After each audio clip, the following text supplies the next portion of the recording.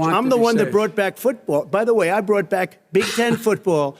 It was me, and I'm very happy to do it. The president mentioned this on the topic of the economy. I wanted to always play it down. I still like playing it down. We will make America wealthy again. If there is one image that can clearly show us how this health crisis has become an economic crisis in this country, it is this right here. It's like a miracle. It will disappear. The hope is that by July, the country's really rocking again. Slow the testing down, please. And because we do more tests, we have more cases. It is what it is. A pandemic, which is disappearing. It's going to disappear.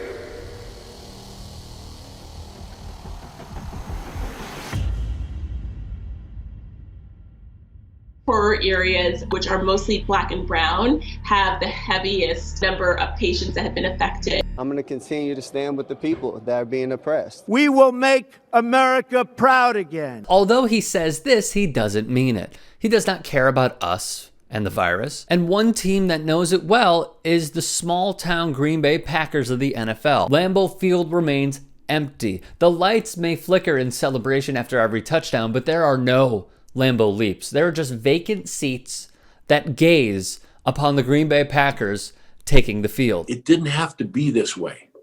It really didn't. If you think about it, it did not have to be this way. This is former Packers head coach and executive Mike Holmgren. You might remember him on the sidelines coaching Packer great Brett Favre. This isn't difficult to grasp. Because the president and his administration botched the response, small businesses are shuttering. Game days are tough for the Packer community. It's incredible to think that $15 million a game comes into the city from small businesses, restaurants, everything that is involved with putting on a football game in that town, hotels, that it won't be there. This is a town that depends on game days to survive. Holmgren mentions 15 million. Here's a little more.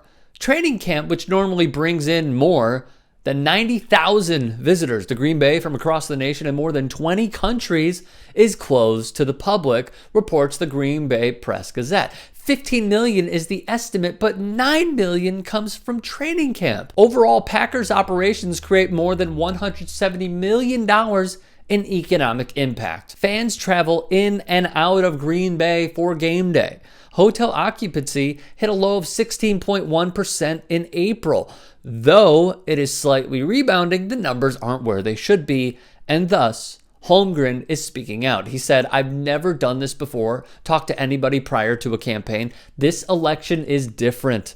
It's really different than any other election in my lifetime." Because, as a former Green Bay native, he understands the hardships Wisconsin is going through. According to the Wisconsin Department of Health Services, the state added an average of 2,346 cases per day over the last week, a 4% increase. This has been a very, very difficult year for the hotelers, and not just for the Packers games. We are down 50 to 60% month over month, said Jason Hager, VP of Tundra Lodge Resort and Conference Center. Mike Holmgren went on, "Today's announcement makes one thing very clear. President Trump's failure to mount a forceful response to the coronavirus pandemic has had profound consequences for Green Bay's economy. Small businesses in the community are paying dearly. We are now months into the crisis. Cases are surging, and Trump still doesn't have a plan to get the virus under control. It didn't have to be this bad."